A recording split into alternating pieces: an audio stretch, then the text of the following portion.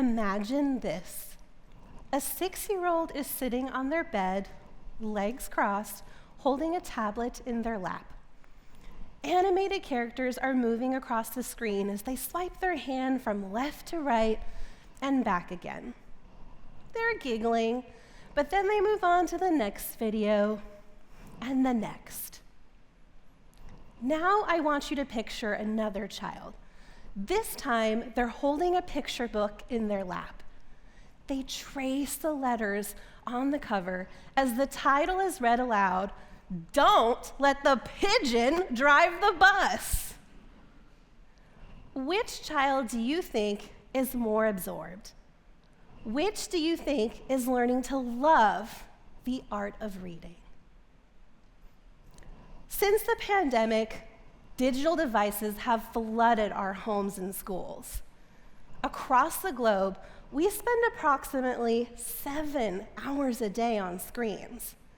And in the US, many schools are using digital devices to teach reading.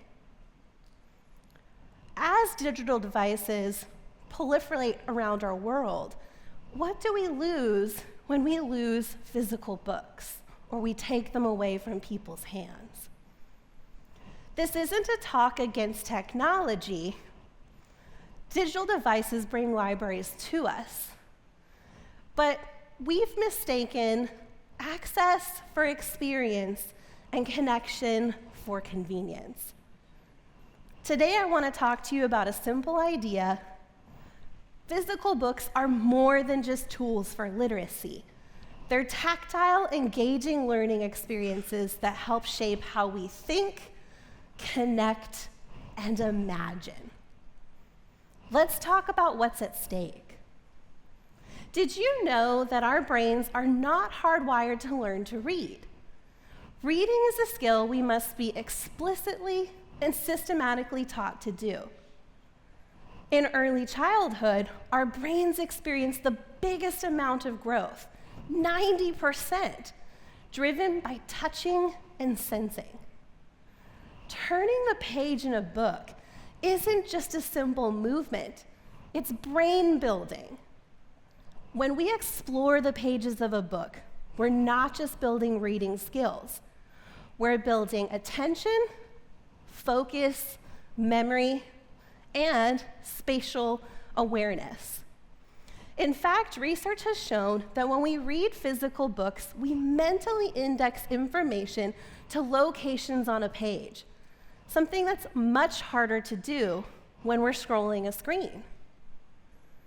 Neuroscientists have also found that when toddlers read books with adults, the regions of their brain, including language and comprehension, are more active than when they scroll a screen. When we take books out of people's hands, we take away vital tactile learning experiences. When we lose books, we also lose connection. Reading a book with a child isn't just an educational experience.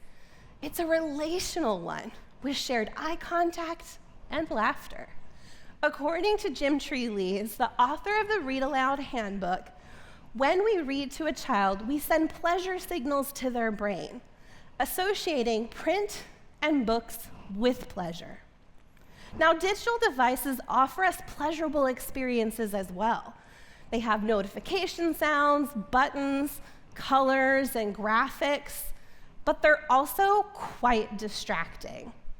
And over time, screen-based reading has been shown to reduce our reading comprehension. This is startling, as 66% of American students are not reading at grade level proficiency. And this doesn't just impact young children. Before my current role as the Associate Director at the Sandra Dunnigan Deal Center for Early Language and Literacy, I was a college professor. When I was a professor, I'd often hear my students remark how they preferred physical books and found it difficult to read from e-textbooks and found it more eye-straining. They'd also talk about how it was easier to flip back through the pages and really grasp the content. When we read physical books, it improves our focus, memory, retention, and reading comprehension. Yet physical books are disappearing from our shelves. I've seen this shift in my lifetime. When I was a child growing up in the 1980s and 1990s, before going to bed each night, I would read my books with my mother, especially my favorite book, Green Eggs and Ham. We would laugh at the absurd places that the friend of Sam I am was asked if he would try green eggs and ham until he finally does and falls in love. I remember these experiences with my mother. I remember her voice. But I didn't just hear stories. I felt them. I lived them. That's just it.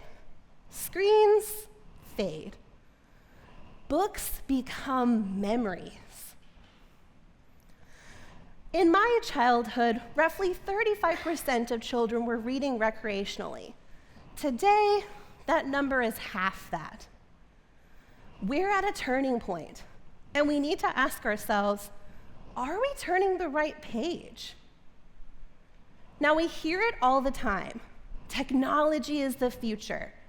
Tablets are more cost-effective, and apps are engaging. Digital devices do have their benefits. They can translate information for us, read aloud and adjust voice tempo, or even font size on the screen. These are beneficial things for some learners. But replacing physical books with screens is like replacing hugs with emojis. One might be more efficient, the other makes us human. Screens do have their place in our lives, but that should not be instead of physical books. It should be alongside them. And here's the good news. We can still turn this around. We have the opportunity to make physical books not just nostalgic, but essential. If we want to foster people who think deeply, feel fully, and imagine wildly, we need to put physical books in their hands now more than ever. Picture this. It's a busy school. The classroom is buzzing with learning.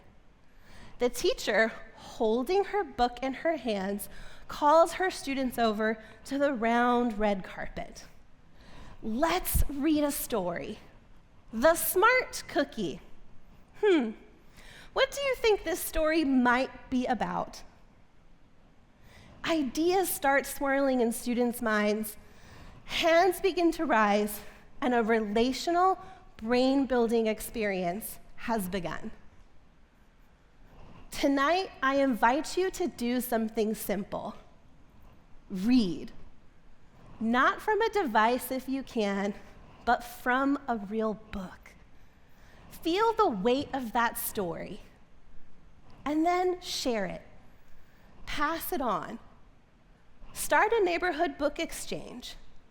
Visit your local library. Volunteer for a reading program, and talk to your local school about how they're balancing screens and print. Because the next generation is watching and hopefully reading. And I leave you with this question. What do we lose if children don't get to turn the pages of a book? Let's give ourselves stories we can hold, children pages they can turn, and everyone memories, not just media.